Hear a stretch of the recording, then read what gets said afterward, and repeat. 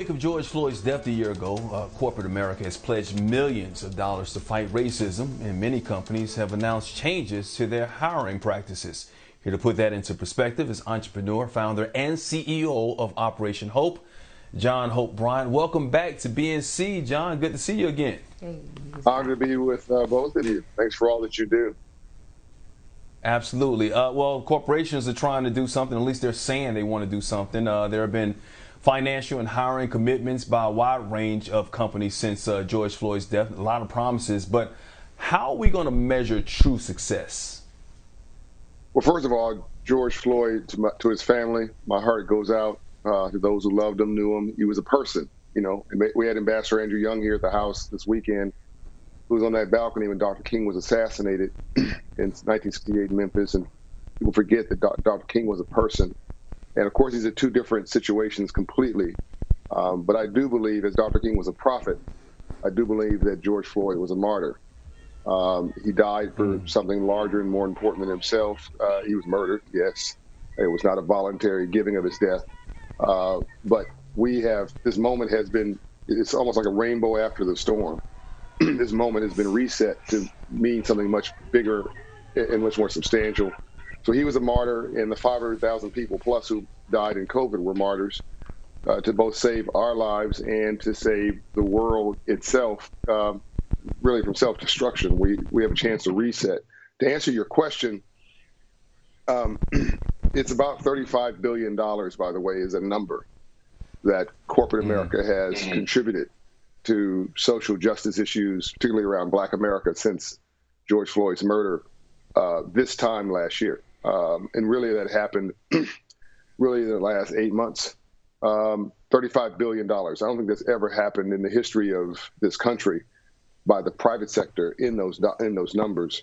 And it's hard to say, is it enough? Because how do you compensate for the largest reverse transfer of wealth in America's history? Blacks built the country for free through slavery. I'm not being emotional here or dramatic. I'm saying we came here and we built it with labor that we were not compensated for 240 years. And we could not create capital because we were capital. We were bought, traded, insured, financed, and treated well. We were more valuable than railroads and manufacturing combined in the 1800s. The wealthiest city in the world in 1840 was not just Mississippi. And you can guess what business that they were in. And the word millionaire came out of New York City in 1850, trading cotton. You know what business that was generated from. So is this enough? Probably not. In fact, it's not enough, but it is a good start. How do we measure it? I think that we're in a third reconstruction, as I mentioned to you the last time I was with you briefly. I think between now and 2030 is a third reconstruction. The first one was about basic freedom from really the plantations to the fields, or the fields to freedom, basically. Then you had from freedom to factories. That was the second reconstruction, and also just freedom of assembly, freedom of access. That was during civil rights movement. And now we need to go from the streets to the business suites. So right now, if you're Black and responsible and hardworking and intelligent, folks will pay you to work anywhere. Right? You walk down the street and you're Black, somebody will grab you and put you to work. I'm kidding, but I'm serious. There's never been a better time to be Black and responsible and aspirational ever than today. But we've got to hustle on the other side of this. So we've got 1 Million Black Business Initiative as an example that we launched with Shopify, $130 million commitment is an example of this, to create 1 million new Black businesses over 10 years. That can't just be talk. So I think how do you measure it? It has to be taken seriously by the company. We've already created 18,000 businesses, by the way, since October. It has to be finite. It has to be tangible. The problem has to have a beginning, a middle, and an end. What I'm saying is this is not sentiments anymore. It's statistics. Right. Black people add to the economy. When we were discriminated against, Citigroup reported that $16 trillion, it cost the economy $16 trillion in the last 20 years. If we knock it off, you pick up $1 trillion a year in economic activity gain. So corporations are now saying it's not just the right thing to do, to answer your question, it's also good for their bottom line. And that is the bottom line. Does it always, as you talk and you're throwing out these just incredible numbers, well-deserved numbers, so valuable slavery was, there was a whole war, a civil war. But it strikes, and I've heard other people say this, John, does the money always have to leverage the act? Why can't these corporations just do right and that'll level the playing field? Explain why the money and that kind of astronomical commitment, and I know you're always looking for more, is necessary. It's a really good question, and I'm going to give you a complicated answer, but quick one. Capitalism is a gladiator sport. I put this on Twitter last week ago, having nothing to do with this, but capitalism is not personal. It's not emotional. It has nothing to do with you and me. That's why slavery was allowed, because it was not personal. It was, how do I build a country for free? It was free labor. They didn't bring us over to Africa as we were idiots. They brought us over from Africa because we knew the soil better than anybody else. We could build in Africa something from nothing and work that soil better than anybody else, longer than anybody else. So they brought us to the most fertile place in the world at that time for those crops, which were cotton and tobacco, et cetera, which was southern states in America. If the crops were better in Europe, they were taking us to Europe. So it was capitalism in its worst form was racism and slavery. In its best form, we're seeing is diversity and inclusion, but it's never personal. And one of the reasons I do love about capitalism versus politics is math doesn't have an opinion. You can do the right thing in politics, and it's still the right outcome. Right? I mean, you can do the exact right thing, all the right ways, people block you. One thing I love about capitalism is it's selfish. It's selfish. If you do the right thing and you add, people will pay attention to you and reward that. Atlanta, where I'm sitting right now, the biggest economy in the South, only international city in the South. This is built by capitalism now, with black people and white people, Republicans and Democrats, conservatives and liberals.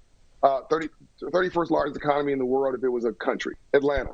You take Atlanta and Mississippi and Alabama, put it inside of Atlanta as a city, we still have room. These are black people who have built this city working with responsible whites to build sustainability for all. 10th largest economy in the U.S., Atlanta.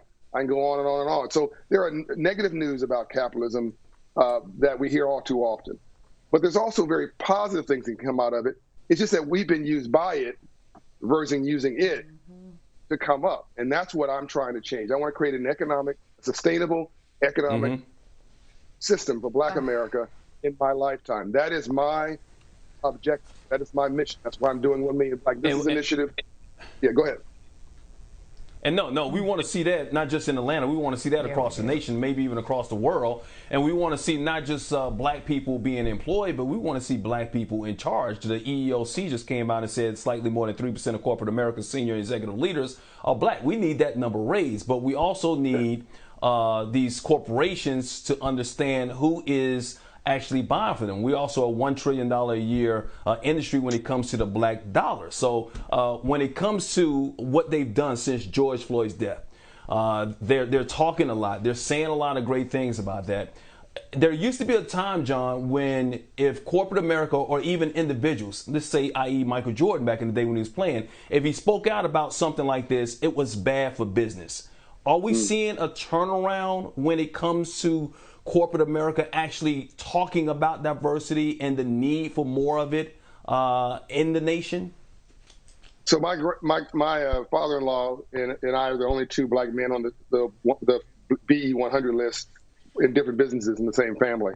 And when he grew up, it was bad to talk about being black. He hid the fact. I mean, he wasn't ashamed, but it wasn't good for his business for the world to know he was black-owned, running a company with $250 million a year in revenue.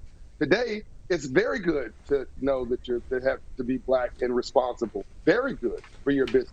And so it's now a positive thing. The black brand has a chance to reset itself. And let me say one positive thing about capitalism. In the 60s, it was not the government that integrated the South. It was the private sector. And Dr. King would go in these small towns and shut down the economy, marching. Andrew Young would come after him quietly, go meet with 100 business leaders in every small town. And what got integrated? The soda shop, Woolworths, JCPenney. It was the department stores. That's where the whites only sign came down because it was bad, to your point, it was bad for business. So whether you're black or white, the color of your currency was green. And they were tired of getting hit in their pocket. By the way, the number is 1.4 trillion that you just mentioned on black spending power, which makes us one of the largest nations in the world if we were a country. So business people said, look, tell the politicians, knock it off. 1960, knock it off. Put down the whites only signs. And it was a politicians who followed the lead of the private sector. So it was the private sector that integrated the South. And once again, today is the private sector that's leading the way for social justice through an economic lens. Today, it's not perfect. They need to do much, much more, much, much more. But this is a start that I've never seen in my life, or my father's life, or my grandfather's life. My great-grandfather was a slave. This is miraculous what's going on now, but us, need to take it seriously, step into this moment, test whether these press releases are real by calling the people and going to their websites and applying. Yeah. There's a lot of money on the table that we're not applying for, even going back to PPP money. The stimulus money that package that just passed. There's a lot of money on the table. If you make $25,000 a year today watching this program and you have 3 children, the government owes you a check right now for $26,000. Cash. Cash. I got to tell you something. But we're not applying. John Hope Bryant. I'm like in the starting blocks. You know how when they start that race, you're in the blocks, Mike, and you know you're waiting for it to go. You give us that energy and teaching us how capitalism can reframe, reshape the social justice movement. It is delicious. It's an education. Go get that money. John Hope Bryant, don't ever stop speaking, writing, teaching, because we need you, and we will get there. Teach, Capitalism. brother. It never sounded so good, right? It never sounded so good. Yes. Thank you so much. We love you. Thanks for starting your day with us. We're right back.